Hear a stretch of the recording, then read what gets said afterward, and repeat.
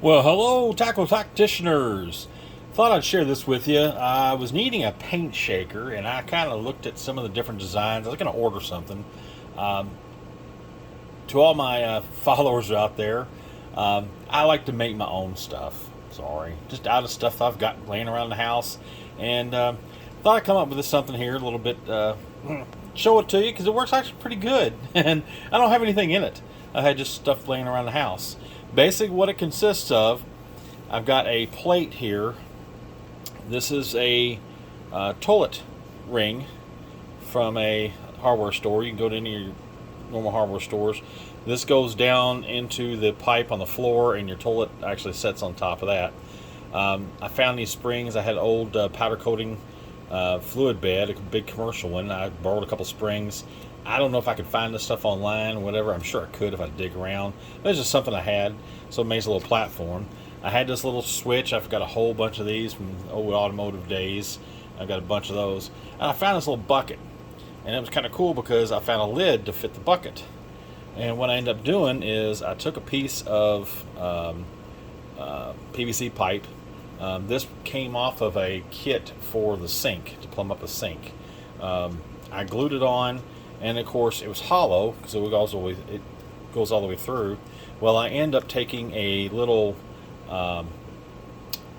medicine cup. I cut it down and I hot glued it in there, just to where it keep it from falling in. And of course I just taped it up because it had stickers all over it.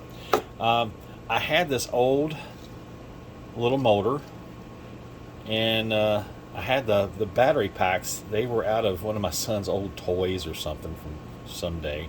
And I had this little module I put in there. It has a little timer, and it's got a switch on the side.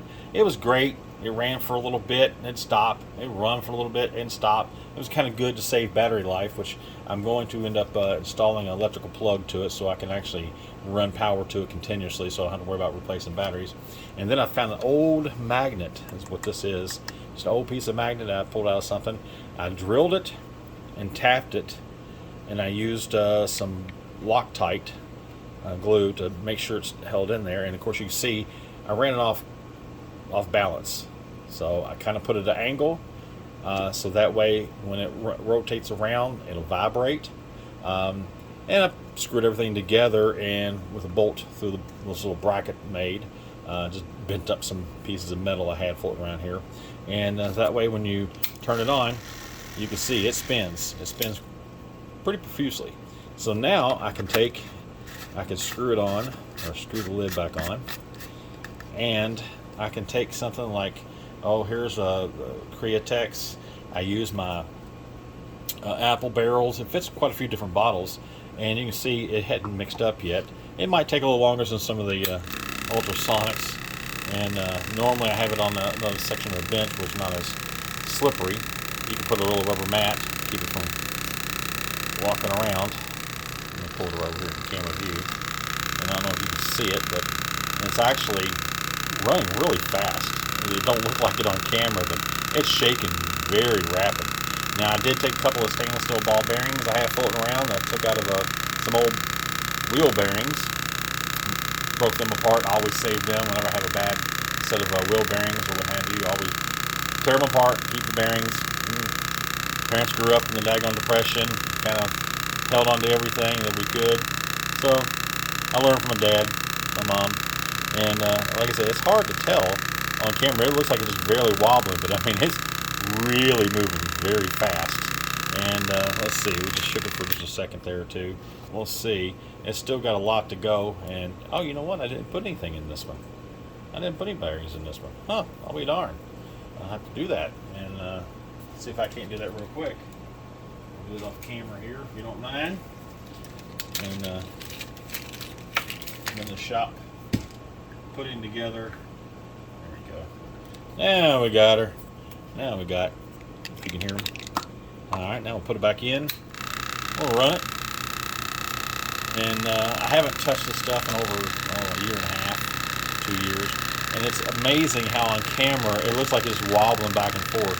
But this thing is, I mean, it is buzzing very fast. And so we're going to let it run for a couple of seconds, what have you, and see what it does. And you can actually, while it's running, you can pull it out. You can stick it in upside down. That way you get a more thorough fix. Shake, and it also actually will float up and down a little bit. And just by accident, it does that. Like I said, this has not been shaken or used in almost a year and a half, really almost 2 years on this paint. So it's probably going to take a little while for it. Now the ultrasonic or the ones that you can buy off eBay, $100, what have you. My biggest thing is I got neuropathy in my hands. So if I sit there and hold it onto that little shaker thing, after a while, I lose all feeling in my fingers. And so then when I do that and I have to hold it there and shake it until I'm ready to paint, and then I go to paint, well, I've done lost feeling in my fingers, so it's hard for me to hold the airbrush. But I don't know if it's doing anything. Yeah, it's doing a little bit right now. I hadn't been shaking in a long time. Same with this one here, even the small com art. And you can see it's really, on camera, that one shows good because it's loose inside there. And I ended up having to take this little piece of pipe here, and I had to run some super glue around the bead because it kept kind of wanting to flow down inside there, a magnet, and it would prevent it from working. And I did these earlier, and these were really, really bad. They've shaken up extremely well. And even with the Calm Air, Calm Art, you can turn it upside down. But you can see it's actually working pretty good on that one. And I don't even have any bearings in this one. I just threw it in. I just pulled off the shelf and threw it in there. Some other stuff has been used for a good year and a half. I painted a few things, but not a whole lot.